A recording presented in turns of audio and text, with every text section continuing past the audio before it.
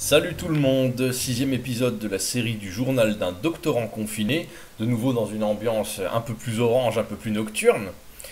Aujourd'hui, un épisode qui porte sur un conte plus long, c'est-à-dire une trentaine de pages. Plutôt que de faire une vidéo trop longue, parce qu'il ne faut pas confondre un désir de précision avec un propos qui deviendrait ennuyeux par excès de zèle, je vais résumer au mieux et mettre l'accent sur les éléments vraiment importants, histoire de coller à un format toujours relativement court. Le conte d'aujourd'hui s'intitule Émilie de Tourville ou la cruauté fraternelle. Sade commence son conte par des indices sur la morale de son histoire à venir. C'est typique des contes et des fables d'avoir recours à ce type de procédé. L'auteur fait une prescription qu'il va pouvoir reprendre et compléter à la fin du récit. Cette prescription est la suivante.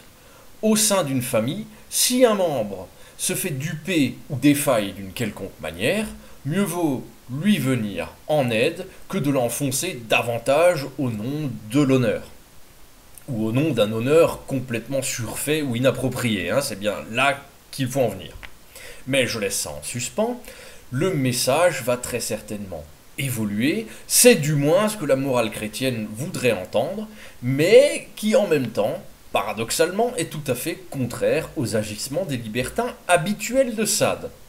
Alors on l'a déjà vu dans les contes licencieux, Sade ne prend pas toujours le parti du vice.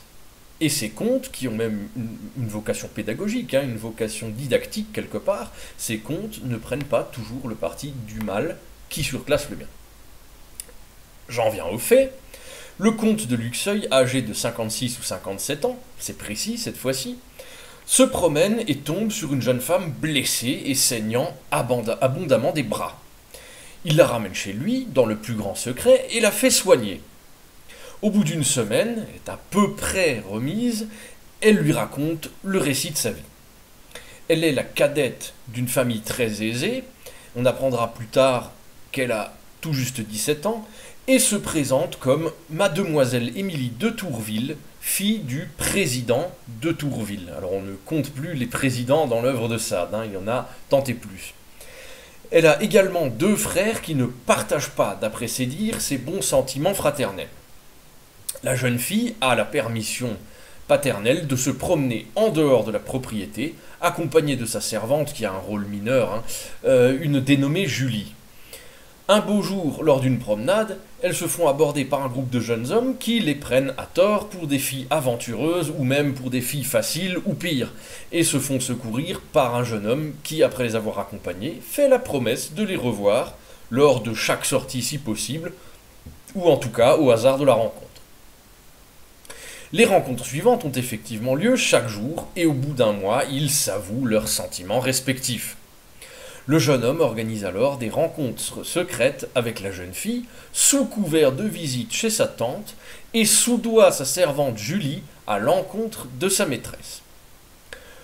Au fil du temps, la tante est mise au courant de la supercherie et accepte même de couvrir les arrières de sa nièce en cas de besoin. Les rencontres entre les deux protagonistes ont lieu chez une dénommée Berceil, une femme de 40 ans. Cet arrangement dure 1 an et les amants consomment leur union charnellement.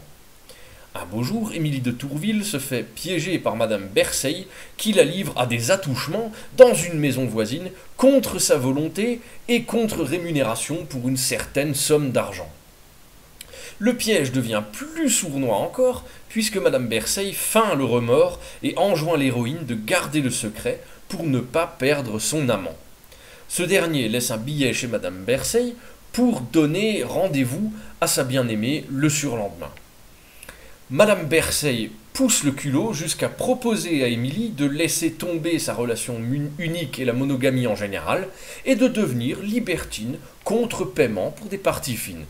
On voit bien la recommandation habituelle de Sade pour les femmes, liberté, prostitution, sexe et argent sans attache ni contrainte. Émilie rentre chez elle et son frère aîné semble avoir découvert partiellement le poteau rose, alors que son autre frère émet des doutes quant à son comportement. Elle cherche un mari, dit-il, et risque de salir sa réputation. Son père ne se doute en revanche encore de rien et continue de la chérir et de l'idolâtrer. Émilie retourne chez la Berceille pour le rendez-vous suivant, se fait accueillir par une vieille femme et, surprise, se retrouve nez à nez avec ses deux frères furieux et le pistolet à la main. Elle perd connaissance et se réveille ligotée dans un carrosse avec les 3 personnages mentionnés. Elle cède à la panique et pleure. Le groupe arrive près d'une cellule entourée d'eau, dans laquelle elle sera emprisonnée, à peine nourrie et saignée 3 fois par semaine jusqu'à ce que mort s'ensuive. La première saignée brutale a lieu jusqu'à perte de connaissance. À son réveil, une lettre attend Émilie, qui découvre que son amant en personne a prévenu ses frères de leur liaison. Il a été trompé par la Berceille, qui a fait passer Émilie pour une libertine convaincue, aux mauvaises mœurs, et qui n'avait que faire de son amant. Émilie, bouleversée, se sent doublement trahie et mal aimée par cet amant qui la condamne sans l'entendre. Elle tente de faire changer d'avis ses frères en faisant apparaître la vérité, mais ils semblent bien ravis de s'en débarrasser et la laissent aux mains de ses geôlières. Elle va petit à petit réussir quand même à les amadouer, ne se faisant saigner qu'un bras sur 2, etc., etc. Elles ont l'air de la maintenir dans l'emprisonnement plutôt qu'en vue d'un décès, puisqu'elle va petit à petit gagner, reprendre des forces. L'emprisonnement dure 2 mois et Émilie parvient à s'évader, déterminée à retrouver son amant. À bout de force, elle s'évanouit et est sauvée par le comte de Luxeuil, auquel elle raconte son histoire. La temporalité de l'histoire a rejoint le présent du récit du conte licencieux. Le comte de Luxeuil tente de tempérer sa conduite et condamne le comportement de son amant et de ses frères. Parce que, fatalement, ils ont un comportement assez inacceptable. Et le comte insiste là-dessus, et insiste encore plus lourdement sur celui des frères que sur celui de l'amant. Comportement de l'amant qui est quelque part compréhensible, celui des frères qui va beaucoup trop loin et qu'il qualifiera d'inhumain. Il n'y a que des bourreaux qui se conduisent ainsi. Le terme exact employé est celui de bourreau. Voilà. Le comte s'engage à rétablir la justice, mais réclame les noms et les adresses de tous les protagonistes, et surtout du jeune amant.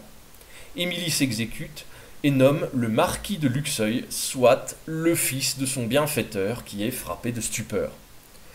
Le comte met 4 jours à revenir avec son fils, qui demande sa main à Émilie. Celle-ci s'évanouit, encore, et se réveillant commence par reprocher sa conduite au marquis, qui avoue avoir été jaloux, mais très largement dupé par de faux témoignages. Le comte, à la fois père et futur beau-père, propose que tout soit aplani et pardonné, car son fils s'est immédiatement offert de réparer sa conduite et d'épouser Émilie. Après 2 semaines de convalescence, les 3 personnages se rendent chez le président de Tourville et confrontent les 2 frères d'Émilie. Les 2 frères quittent la pièce et rompent l'alliance familiale définitivement par leurs mensonges répétés. Le président jure de ne jamais revoir ses 2 fils indignes, et le conte licencieux s'achève sur une critique du rigorisme et de la sanction à tout va. Les noces ont lieu, tout se passe bien de ce côté-là. On pourrait aisément faire un comparatif avec des classiques comme Les sorcières de Salem ou encore The Scarlet Letter, où on observe très clairement que les rigoristes et les fanatiques ne sont rien d'autre que des individus détestables, sous couvert de rigorisme, de morale et de foi. Ce sont eux-mêmes des pécheurs, et même souvent des sadiques. Un dernier mot, ce conte licencieux ressemble étrangement à Justine ou Les malheurs de la vertu, mais avec une fin heureuse, une espèce de happy end à vocation didactique qui n'est pas coutumière des écrits majeurs de Sade. C'est tout pour aujourd'hui. Salut tout le monde.